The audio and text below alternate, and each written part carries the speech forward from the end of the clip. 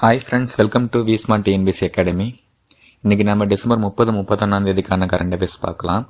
அதுக்கு முன்னாடி நம்ம எல்லாருக்கும் 2026க்கான ஹாப்பி நியூ இயர் அண்ட் 2026 நம்ம நினச்சபடியே அமையட்டுன்னு ப்ரே பண்ணிக்கலாம். இப்போ நம்ம தமிழ்நாடு நிகழ்வுகள் பார்க்கலாம். முதல்ல நலம் காக்கும் ஸ்டாலின் திட்டம் தொடங்கப்பட்ட நாள்.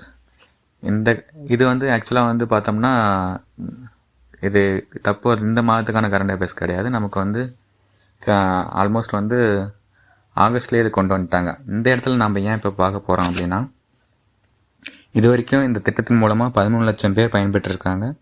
தமிழ்நாடு அரசு 13.58 கோடி நிதி ஒதுக்கியிருக்காங்க. 38 மாவட்டங்களையும் செயல்பாட்டில் இருக்குது. அது மட்டும் இல்லாமல் சமீபத்தில் முதல்வர் இந்த திட்டத்தை குறித்து ஆய்வு நடத்தியிருக்காரு. அதனால் நம்ம இந்த இடத்துல பார்க்குறோம். நலம் காக்கும் ஸ்டாலின் திட்டம் தொடங்கப்பட்ட நாள் அப்படின்னு கேட்டாங்கன்னா ஆகஸ்ட் 2, 2025. அடுத்து திருக்குறள் வார விழா தொடங்கப்பட்ட மாதம். ஆப்ஷன் ஏ ஜனவரி, option B March, option C December, option D August. Answer பார்த்தீங்கன்னா ஜனவரி 26 முதல் திருக்குறள் வார விழா கொண்டாட முடிவு பண்ணியிருக்காங்க தமிழ்நாடு அரசு. இது எப்படி பண்ணுறாங்க அப்படின்னா, சுழற்சி முறையில் ஒரு நாள் ஒரு பொருண்மை அப்படிங்கிற மாதிரி 6 நாட்கள் எடுத்துக்கிட்டு பண்ணுறாங்க. இந்த திருக்குறள் வார விழாவில் திருக்குறள் மாநாடு, கலை நிகழ்ச்சிகள், திருக்குறள் பற்றிய விவாதங்கள், இது போன்ற கலை நிகழ்ச்சிகள் நடைபெறதா இருக்குது.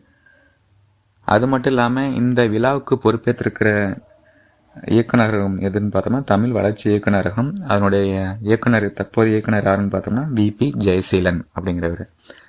நம்ம கொஸ்டின் திருக்குறள் வார விழா தொடங்கப்பட்ட மாதம் அப்படின்னு கேட்பாங்க. அப்படின்னா எந்த மாநில அரசு திருக்குறள் வார விழா தொடங்கப்பட்டிருக்காங்க. இது ஈஸியாக இந்த மாதிரி கேட்கறதுக்கு வாய்ப்பு இல்லை. ஏன்னா திருக்குறள்னாலே தமிழ்நாடு தான் வரும்.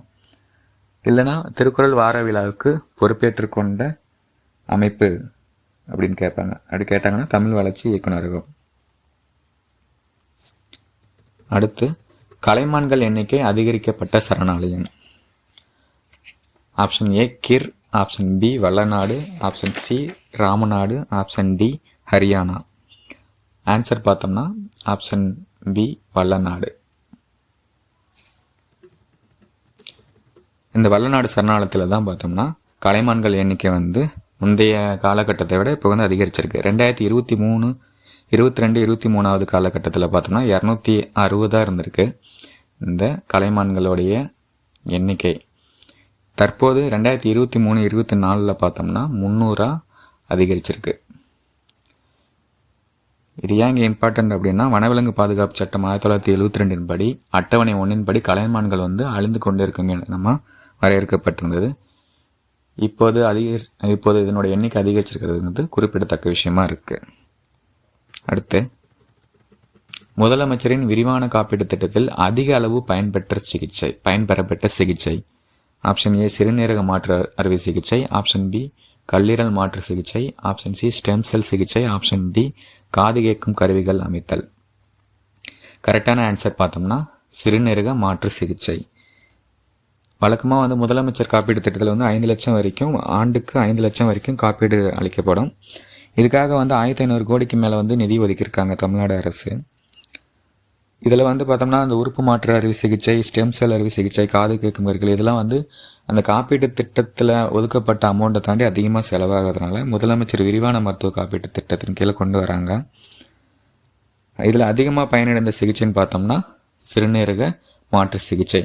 அதிக அளவு செலவு எடுத்துக்கிற சிகிச்சைன்னு ஒரு வேலை கேட்குறாங்க அப்படின்னா கல்லீரல் மாற்று சிகிச்சை. ஒரு நபருக்கு 22 லட்சம் செலவாகுதான் கல்லீரல் மாற்று சிகிச்சைக்கு. இங்கே நமக்கு கொஸ்டின் முதலமைச்சர் விரிவான மருத்துவ காப்பீடு திட்டத்தில் அதிக அளவு பயன்பெறப்பட்ட சிகிச்சை அப்படின்னு கேட்டோம்னா சிறுநீரக மாற்று சிகிச்சை. அடுத்து சமீபத்தில் விஜயநகர தங்க நாணயங்கள் கிடைக்கப்பெற்ற இடம்.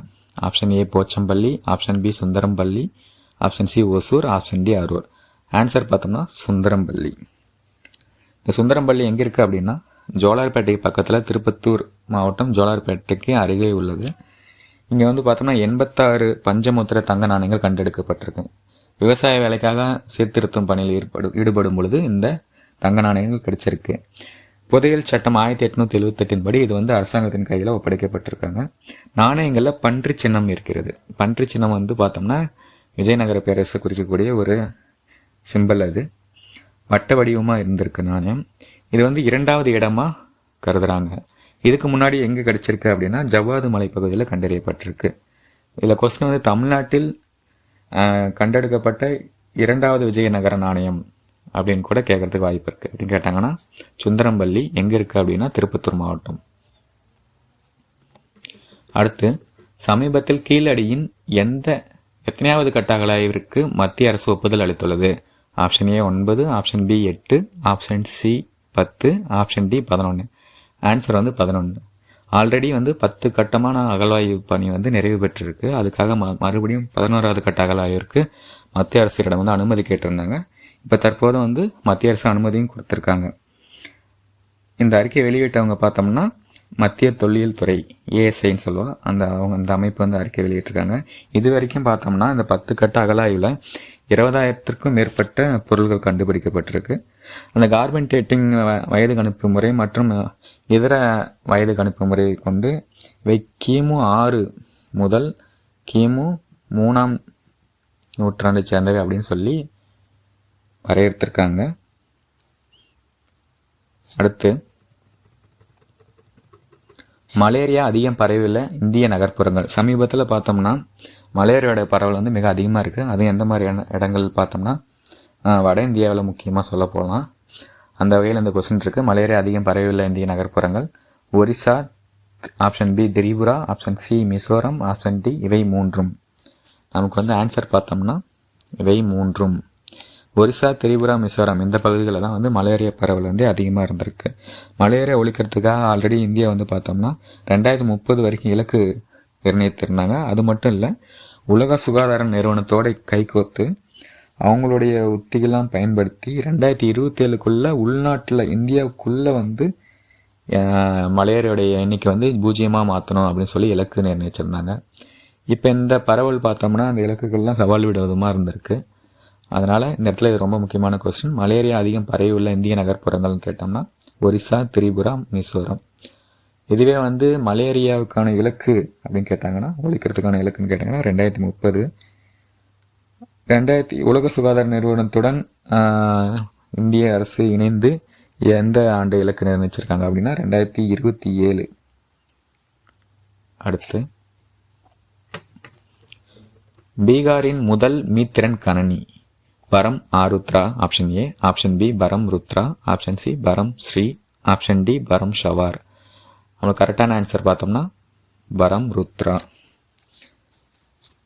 பீகாரின் முதல் மீத்திறன் கணினி ஐஐடி பாட்னா வெளியிட்டிருக்காங்க. இது பீகாரின் முதல் மீத்திறன் கணினி. தேசிய சூப்பர் மீ கணினி திட்டத்தின் கீழே வந்து இந்த கணினி வடிவமைச்சிருக்காங்க. ஒரு முக்கியமான நோக்கம் என்னன்னா இந்தியாவை மீக்கணினி தொழில்நுட்பத்தில் தன்னிறைவு அடை செய்தல் அப்படிங்கிறது ஒரு முக்கியமான நோக்கம். இந்த வகையில் இந்த கொஸ்டின் பீகாரின் முதல் மீத்திறன் கணினி பரம் ருத்ரா. அடுத்து சமீபத்தில் தேர்வாகியுள்ள உலக பேட்மிண்டன் சம்மேள தடகள ஆணைய தலைவராக யார் தேர்ந்தெடுக்கப்பட்டிருக்காங்க அப்படின்னா option A PV Sindhu, option B Lakshya Sen, option C Gayatri Gopichand, option D Pranashree. கரெக்டான ஆன்சர் பார்த்தோம்னா ஆப்ஷன் ஏ PV சிந்து. இவங்க வந்து ஆல்ரெடி வந்து 2 முறை ஒலிம்பிக் பதக்கம் வந்து பேட்மிண்டனில் வந்து வென்றவங்க. 2026 29 வரைக்கும் இவங்க இந்த உலக பேட்மிண்டன் சம்மேள தடகள ஆணைய தலைவராக பணிபுரிய இருக்காங்க. அடுத்து சர்வதேச தொற்றுநோய் தயார் நிலை தினம் எது அப்படின்னு கேட்குறாங்க. Option A December 10, option 15, option C December 16, option D December 27. கரெக்டான ஆன்சர் பார்த்தோம்னா டிசம்பர் 27. தொற்றுநோய் பாதிப்புகளை தடுக்கிறது தான் முக்கியமான நோக்கமாக இருக்குது. அவற்றுக்கு தயாராக இருப்பது இதுதான் வந்து சர்வதேச தொற்றுநோய் தயார் நிலை தினத்தோடைய கருப்பொருள். சர்வதேச தொற்றுநோய் தயார் நிலை தினம் எப்போன்னு கேட்டாங்கன்னா டிசம்பர் 27. அடுத்து நீர்மூழ்கி கப்பலில் பயணம் செய்த 2வது குடியரசுத் தலைவர் யார் அப்படின்னு கேட்டாங்கன்னா கரெக்டான ஆன்சர் திரௌபதி முர்மு. அப்போ முதலில் பயணம் செய்த குடியரசுத் தலைவர் யாருன்னு கேட்டாங்க அப்படின்னா அப்துல் கலாம். இவங்க வந்து பார்த்தோம்னா INS வாஷரிஸ் அப்படின்ற நீர்மூழ்கி கப்பலில் வந்து பயணம் செஞ்சுருக்காங்க. கர்நாடகா மாநிலத்தில் கர்வார் கடற்படை துறைமுகத்தில் வந்து பயணம் மேற்கொண்டிருக்காங்க. அடுத்து, உலகின் மிக நீளமான விரைவு சுரங்கப்பாதை எங்கே உள்ளது? கரெக்டான ஆப்ஷனுக்குள்ளே போயிடலாம். சீனாவில் சின்ஷியாங் உய்கூர் அப்படிங்கிற இடத்துல தான் உலகின் மிக நீளமான சுரங்கப்பாதை வந்து அமைக்கப்பட்டுள்ளது. அடுத்து, சுபன்ஸ்ரீ கீழ்நிலை நீர்மின் திட்டம் அமைய உள்ள இடம் அப்படின்னு பார்த்தோம்னா கரெக்டான ஆன்சர் அஸ்ஸாம் மற்றும் அருணாச்சல பிரதேச எல்லையில் இந்த சுபன்ஸ்ரீ அப்படிங்கிற நதிக்கின் குறுக்கே வந்து நீர்மின் திட்டம் வந்து அமைய இருக்கிறது. இது பார்த்தோன்னா இந்தியாவின் மிகப்பெரிய நீர்மின் திட்டத்தில் முக்கிய பங்கு வகிக்கக்கூடியதாக இருக்கிறது. என்னுடைய திறன் பார்த்தோம்னா 2000 மெகாவாட் வரைக்கும் என்னுடைய நீர்மின் உற்பத்தி திறன் இருக்கிறது. சுபன்ஸ்ரீ நதிக்கின் குறுக்கே வந்து அமைய உள்ளது. இப்போ நமக்கு கொஸ்டின் வந்து இந்த நீர்மின் திட்டத்தின் திறன் எவ்வளோன்னு கேட்கலாம், இல்லைனா எந்த நதியின் குறுக்கே அமைய உள்ளதுன்னு கேட்கலாம், இல்லைனா இந்த டைரக்ட் கொஸ்டின் மாதிரி எந்த இடத்தில் அமைய உள்ளது அப்படின்னு கேட்டாங்கன்னா அஸ்ஸாம் மற்றும் அருணாச்சல பிரதேச எல்லை. அடுத்து, மீண்டும் புலி மாநிலம் என அங்கீகாரம் பெற்ற மாநிலம் எது அப்படின்னு கேட்குறாங்க. அதுக்கு முன்னாடியே அந்த மாநிலத்திற்கு புலி மாநில அங்கீகாரம் கொடுத்துருக்காங்க. இடையில சில காரணங்களால் வந்து அந்த அங்கீகாரம் வந்து நீக்கப்பட்டிருந்தது. இப்போ மறுபடியும் அதே அங்கீகாரம் அந்த மாநிலத்திற்கு கிடைச்சிருக்கு. எந்த மாநிலம் அப்படின்னு பார்த்தோம்னா குஜராத். ஏன் இந்த மாநிலத்திற்காக கொடுக்குறாங்க அப்படின்னா, தேசிய சிங்கங்கள், சிறுத்தைகள் மற்றும் புலிகள் இயற்கையாகவே வாழும் ஒரு மாநிலமாக இந்த குஜராத் விளங்குது.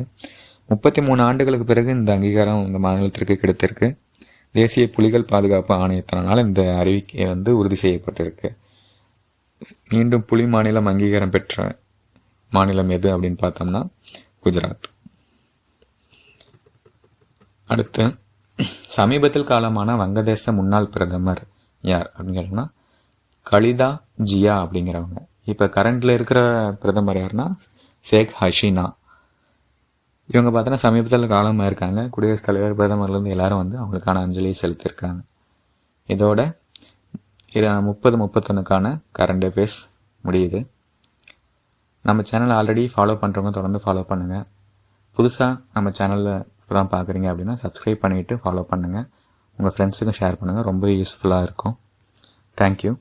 அடுத்த நடப்பு நிகழ்வுடன் சந்திக்கலாம். நன்றி.